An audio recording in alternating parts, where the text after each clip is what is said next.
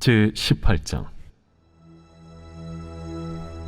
예수께서 이 말씀을 하시고 제자들과 함께 기드론 시내 건너편으로 나가시니 그곳에 동산이 있는데 제자들과 함께 들어가시니라. 그곳은 가끔 예수께서 제자들과 모이시는 곳이므로 예수를 파는 유다도 그곳을 알더라. 유다가 군대와 대제사장들과 바리새인들에게서 얻은 아랫사람들을 데리고 등과 횃불과 무기를 가지고 그리로 오는지라. 예수께서 그 당할 일을 다 아시고 나아가 이르시되, 너희가 누구를 찾느냐? 나사렛 예수라. 내가 그니라. 그를 파는 유다도 그들과 함께 섰더라. 예수께서 그들에게 내가 그니라 하실 때에 그들이 물러가서 땅에 엎드러지는지라. 이에 다시 누구를 찾느냐? 나사렛 예수라.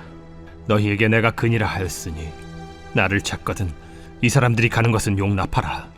하시니 이는 아버지께서 내게 주신 자 중에서 하나도 잃지 아니하였사옵나이다. 하신 말씀을 응하게 하려 함이로라. 이에 시몬 베드로가 칼을 가졌는데 그것을 빼어 대제사장이 종을 쳐서 오른편 귀를 베어버리니 그 종의 이름은 말고라. 칼을 칼집에 꽂으라. 아버지께서 주신 잔을 내가 마시지 아니하겠느냐? 오늘부터는 사순절 40일 동안 중에서 고난주간 첫 시작입니다. 오늘 겟세마네 동산이라는 얘기는 안 나오지만 다른 성경 마태복음에서는 겟세마네 동산이라고 나오는데, 예수님께서 이제 가룟 유다에게 배신을 당했잖아요. 그리고 나서 이제 동산에 올라가서 기도하셨어요. 그 기도하신 동산 이름이 기드론 시내 건너편으로 나가셨다. 그곳에 동산이 있는데 이 동산이 그 유명한 겟세마네 동산이에요. 겟세마네 동산. 이번 주간에 한번 겟세마네 동산 찬양도 한번 불러봤으면 좋겠는데, 이 겟세마네 동산에서 잡히셨어요. 예수님께서. 가룟 유다로부터 배신을 당한 다음에 이 겟세마네 동산에서 기도하시다가 땀방울이 핏방울이 되도록 기도하셨다고 그랬죠. 십자가를 앞두고 인간적으로 하나님이시지만 육신을 입고 이 땅에 오셨기 때문에 인간적으로 얼마나 고통스러웠겠어요. 그런데 가룟 유다가 배신을 하면 얼마나 악해지는지요.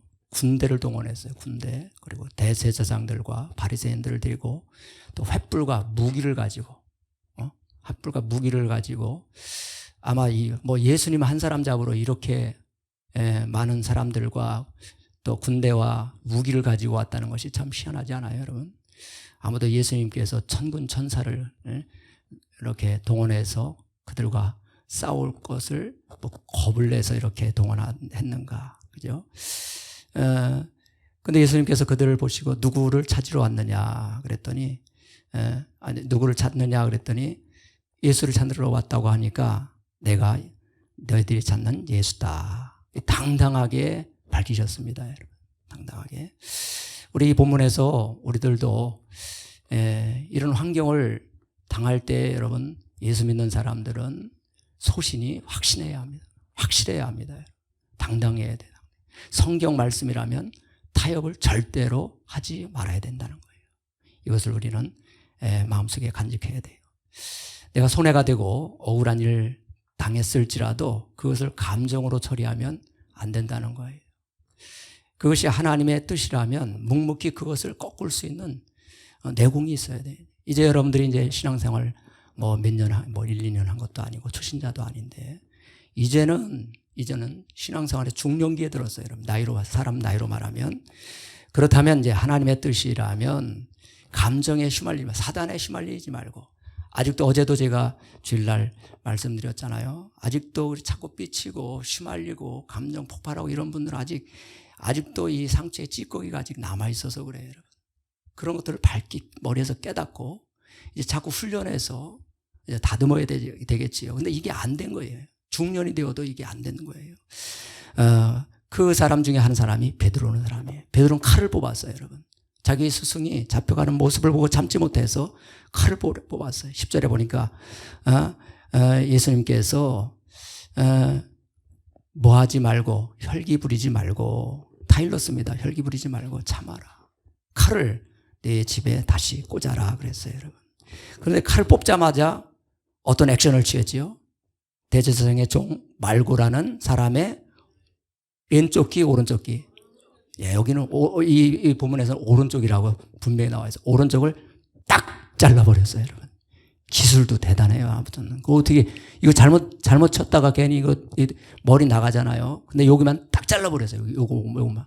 예수님이 빨리 집어가지고 또 다시 붙여주셨잖아요. 이 본문을 보면서 우리가 칼을 쓰는 자는, 이 본문에는 안 나오는데 다른 성경에 또 칼을 쓰는 자는 칼로 망하니라. 그 혈기를 참을 수 있는, 또 어떤 때는 하나님께서 이걸 테스트하시고 이걸 보실 수 있어요. 목회자도, 여러분 집사님들도, 성도들도 내가 이런 상황 속에서 얼마나 참고 있느냐, 내가 큰 일을 앞으로 해야 될 터인데 이런 것을 어떻게 참아내느냐, 그것을, 그 그릇, 그냥 수용이, 그릇이 크지 못하면 혈기가 확 나오는 거예요. 참지 못하니까. 그래, 다듬어지지 않은 인품을 가지고 하나님의 일을 어떻게 할 수 있느냐, 이것을 하나님께서 테스트할 수도 있다. 그걸 넘겨야 되는데 그걸 넘기지 못하고 계속 반복될 때에 하나님이 쓰실 수 없다라는 거지요. 죄와 사망 권세를 이기고 승리하려면 칼을 쓰면 안 된다는 거예요. 어떻게 해야 될까요, 여러분? 대안이 있어야 됩니다. 처방이 있어야 돼요. 따라서 할까요? 십자가를 깊이 묵상해야 된다. 십자가를 의지해야 돼요, 여러분.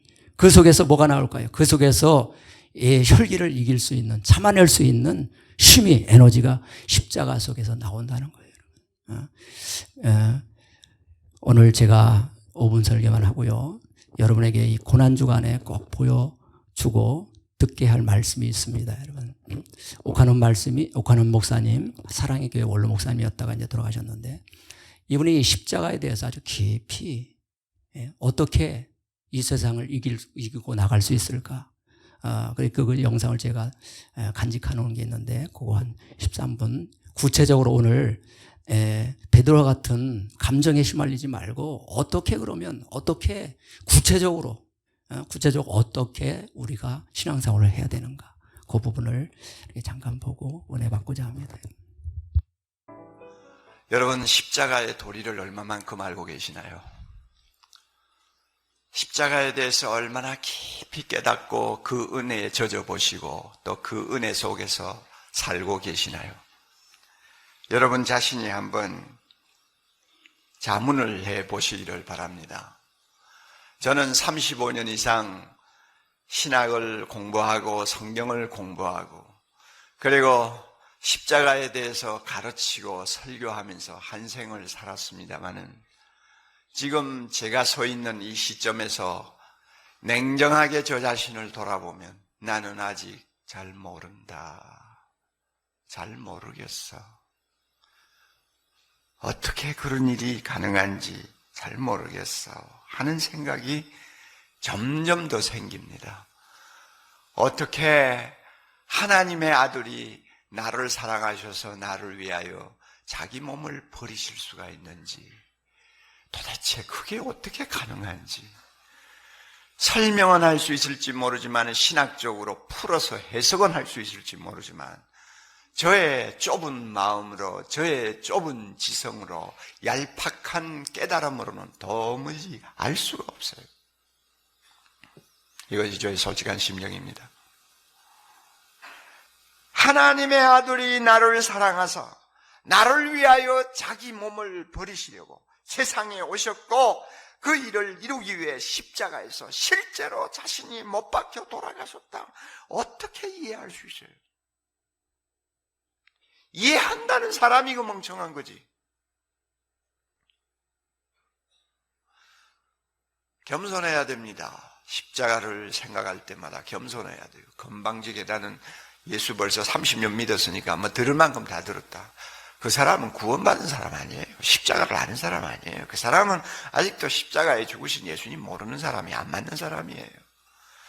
나를 사랑하사 나를 위하여 자기 몸을 버리신 하나님의 아들을 믿는 믿음 안에서 사는 것이 신앙생활이다. 이것이 신앙생활의 본질이라고 가르쳐 줍니다. 이 말을 바꾸면 신앙생활의 가장 중심에 십자가가 있어야 된다는 것입니다. 신앙생활의 중심은 십자가예요. 그러므로 십자가 없는 신앙생활은 그것은 성경이 이야기하는 신앙생활이 아니에요.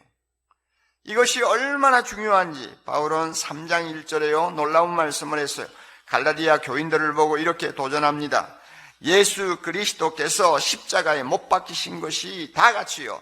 너희 눈앞에 밝히 보이거늘 어떻게 보지 못하느냐 하고 지금 갈라디아 교인들을 향해서 도전하시죠. 이 말이 뭡니까?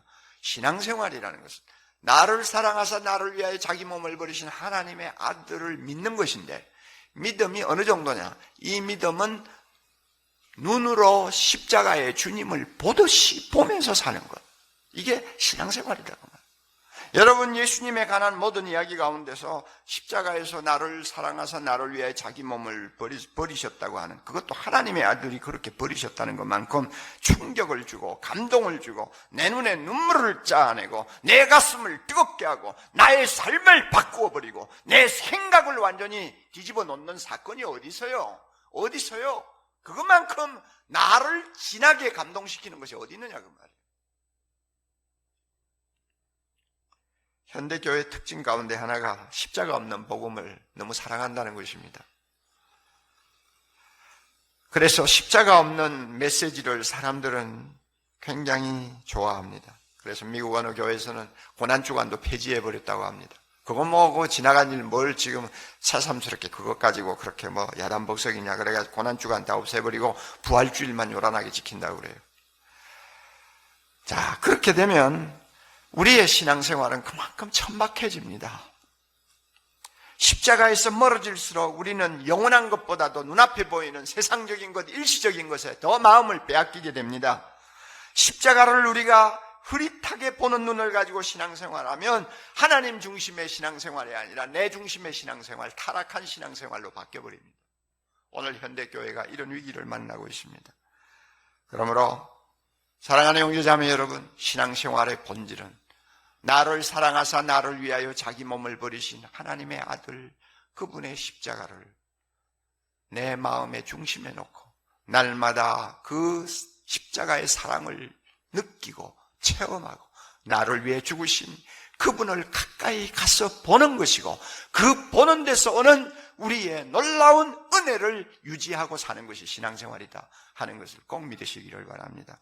우리가 십자가 앞으로 날마다 다가가면 주님께서 주시는 은혜가 참 많습니다. 우리는 세상을 신앙생활하면서 승리하기 위해서는 십자가로부터 솟아나는 은혜의 샘을 날마다 마시지 아니하면 불가능합니다. 세상을 감당할 수가 없어요. 그래서 적어도 3가지 오늘 아침에 간단하게 제가 말씀드리고 싶어요. 십자가 앞으로 날마다 가까이 가는 사람, 십자가를 날마다 보고 사는 사람, 십자가를 중심으로 신앙생활하기를 원하는 사람은 어떤 은혜를 받느냐? 저는 3가지를 말씀드리고 싶어요. 첫째는요, 세상을 사는 힘을 얻게 됩니다. 세상을 살 수 있는 힘을 얻어요.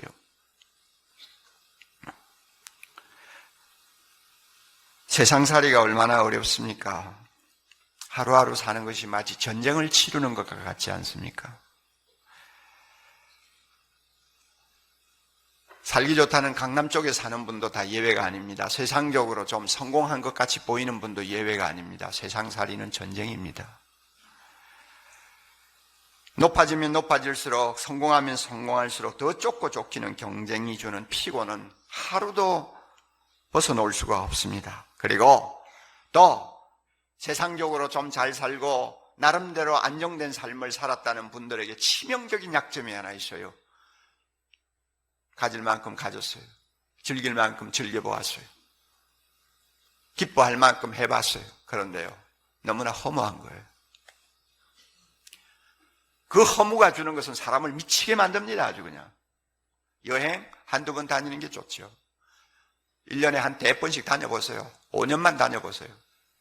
볼 것도 없고 신기한 것도 없고 보고 싶은 것도 없어요. 아무것도 없어요. 눈은 보아도 족함이 없고 귀는 들어도 만족이 없고 먹는 것은 먹어도 끝이 없어요. 그래서 세상에 잘 사는 사람, 성공했다는 사람도 세상 살기가 힘들고 고달프다는 것은 똑같은 거예요. 또 그런 수준에 이르지 못한 서민층들 얼마나 사는 게 어려워요. 최근에 보니까 참 남편 월급이 신통치 않으니까 부인들이 그 소매 걷고 뛰어나와서 1시간에 3,800원 받아가면서 하루 종일 일하는 거예요. 하루 종일 10시간 일해봐야 38,000원 밖에 더 돼요. 한 달 죽으라고 일해야 100만 원도 안 되잖아요. 그것을 벌어서라도 자녀들, 남의 자녀들보다 뒤지지 않게 키워보려고 눈에 불을 쓰고 새벽부터 저녁까지 뛴다고 말이에요. 얼마나 그 삶이 피곤하겠어요. 생각해 보세요. 하루에도 몇 번이고 주저앉고 싶지 않겠어요? 자신감은 점점 없어지고 불안해지고 두려워지고 사는 것이 겁나고 무능한 자신, 남처럼 앞서지 못하는 자신이 원망스럽고 나중에는 그렇다고 해서 자기를 붙들어주는 손도 없고 기댈 만한 데도 없고 결국은 우울증에 빠지는 비참한 일들이 우리 주변에 많이 일어나고 있습니다. 이럴 때 우리에게 필요한 것이 있다면 뭡니까? 힘이요. 힘이요. 세상을 살 수 있게 하는 힘이요. 벌떡 일어나게 하는 힘이요. 자존심을 살려주는 힘이요. 절대로 기죽지 않게 하는 힘이요. 비틀거릴 때마다 붙들어주는 강한 손이요. 어떤 형편이든지 자족하면서 감사할 수 있게 만드는 힘이요.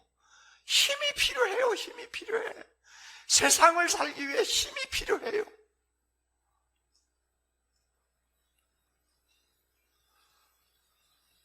내 안에 없는 힘이 필요해요.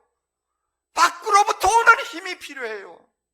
이 힘이 필요하다. 어디서 이 힘을 얻을 수 있습니까? 십자가를 향해서 가까이 나아가 나를 사랑하사 나를 위하여 자기 몸을 버리신 하나님의 아들을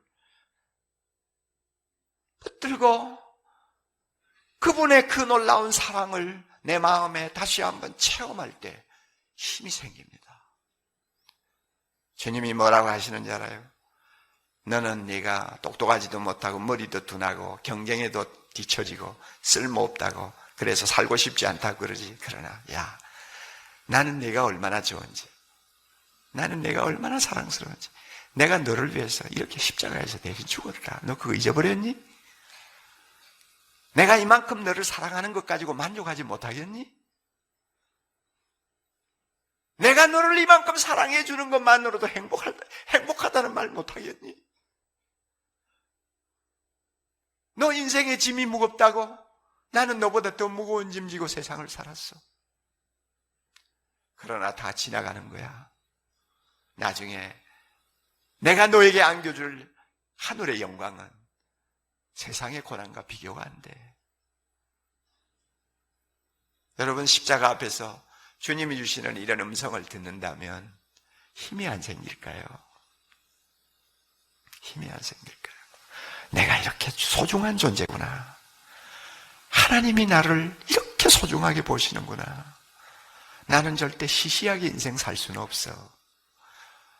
가난하다고 해서 나는 하나님도 나를 아무것도 아닌 것처럼 취급하지 않으셔서 나는 소중한 존재야. 여러분, 이런 자아의식을 다시 회복할 때 힘이 안 생기겠어요? 예? 내 당대는 고생할지 모르지만 내 자식 때 하나님이 축복해 주실 것이다. 오늘은 고생할지 모르지만 내일 아침에는 하나님께서는 나로 하여금 춤을 추게 만들어 주실 것이다. 우리 하나님 오늘도 살아계셔. 그분이 십자가에서 죽으셨어. 그거 생각하면 힘이 안 나겠어요? 하루 10분만 십자가의 죽음을 묵상하십시오. 아무리 바빠도 하루 10분만 나를 사랑하사 나를 위하여 자기 몸을 버리신 주님 앞으로 다가가세요. 하루 10분만. 그분 십자가 밑에서 흘러내리는 피에 여러분의 손을 담그고 그분을 우러러 보십시오. 세상이 아무리 험해도, 세상 살기가 아무리 힘들어도 다시 한번 일어날 수 있는 힘을 얻을 것입니다. 십자가에서 흘러내리는 하나님의 사랑의 힘이 우리를 벌떡벌떡 일으켜 세울 것입니다. 우리에게 자존심을 심어줄 것입니다. 내 작은 아파트도 절대 초라하게 보이지 않는 놀라운 마음을 바꾸어 주실 것입니다. 여러분, 십자가를 하루 10분만 가까이 다가가서 묵상하십시오. 믿음의 눈으로 보십시오. 세상을 이기고 남는 능력이 내 안에 쏟아져 들어올 것입니다. 주옥 같은 우리 옥하는 목사님 명설교를 들으셨는데요. 참 소천하셨지만 이 설교는 참 목사인 저에게도 큰 울림이 됩니다. 오늘 고난주간 첫 시간을 여는 시간인데 오늘 다른 기도하지 마시고요. 기복적인 기도 하지 마시고요. 십자가면 오늘 묵상 기도하다가 돌아가시기를 바랍니다.